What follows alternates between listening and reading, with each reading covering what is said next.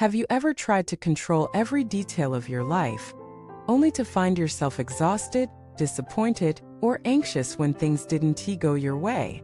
Have you clung tightly to relationships, ambitions, routines, or even spiritual goals, believing that if you just held on hard enough, everything would eventually make sense? Welcome back to our channel. Here we explore the deep teachings of the Dharma not just as philosophy, but as living insight to help you navigate the messiness of real life. Today's message is one that could shift the entire way you see the world and your place within it.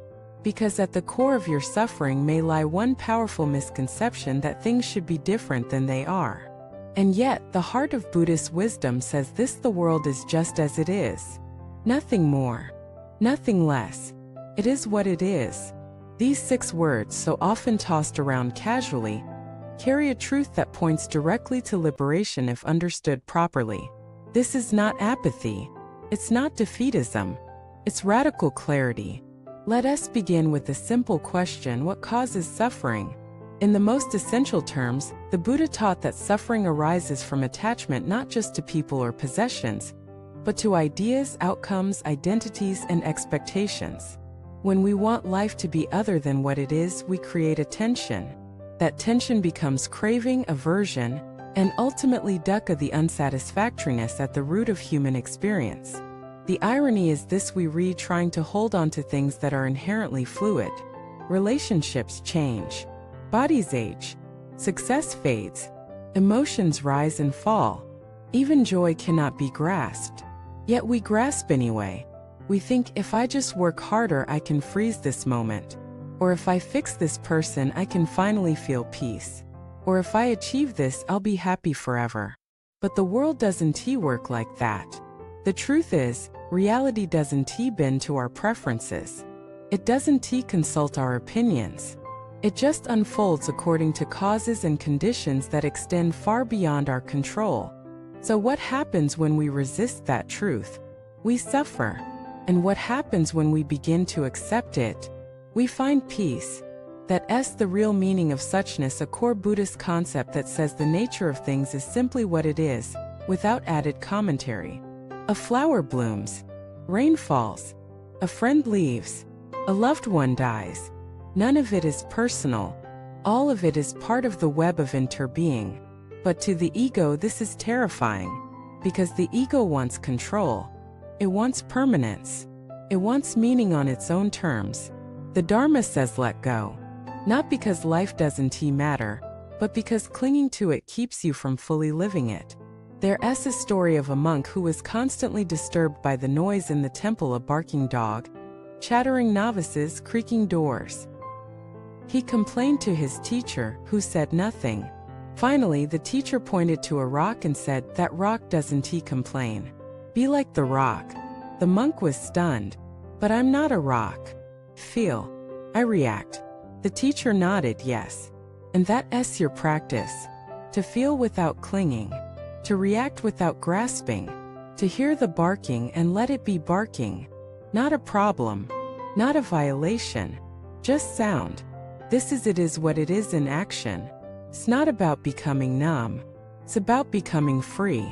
You see, when you stop needing the world to match your ideals, something miraculous happens. You begin to see it clearly. You begin to see people as they are, not as extensions of your desires. You begin to see situations for what they are, not as tests of your identity. You stop taking everything so personally. And in that space, suffering softens.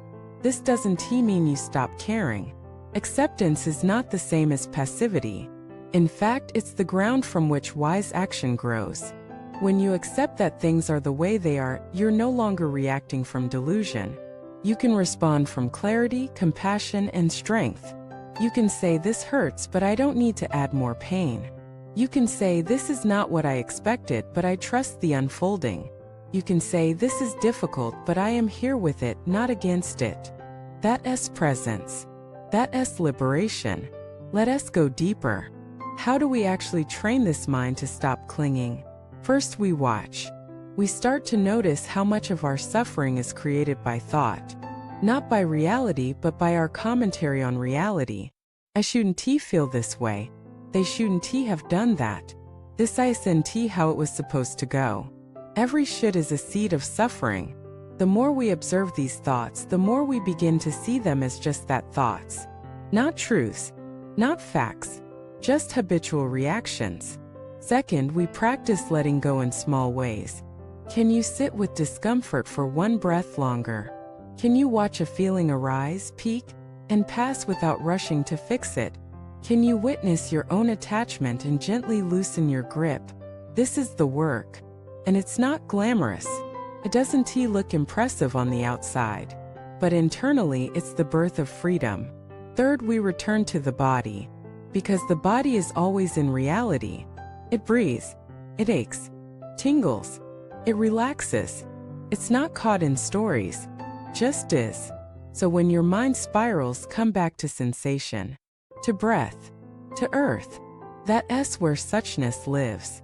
And finally, we remember that even our spiritual path is subject to it is what it is. Sometimes we feel inspired. Sometimes dry. Sometimes we have breakthroughs. Sometimes we feel stuck. This too is the nature of practice. You are not failing. You are unfolding. Each moment is your teacher. Each experience is your sutra. Each breath is your shrine. You don't have to chase clarity. You just have to stop chasing anything else. And that is where true detachment is born, not from rejection, but from intimacy. You are so close to life that you no longer need to hold it. You let it breathe. You let it move. You let it be. And somehow in that surrender, life begins to sing. Not because it became perfect, but because you stopped insisting it should be. Thank you for watching this video. If this message opened something in you, we'd love to hear about it in the comments. What have you been holding too tightly? What would it feel like to finally let it be? If you found value in this, please like, subscribe, and stay with us as we continue to explore the living wisdom of the Dharma. Remember, you don't have to control the river. You just have to learn how to float.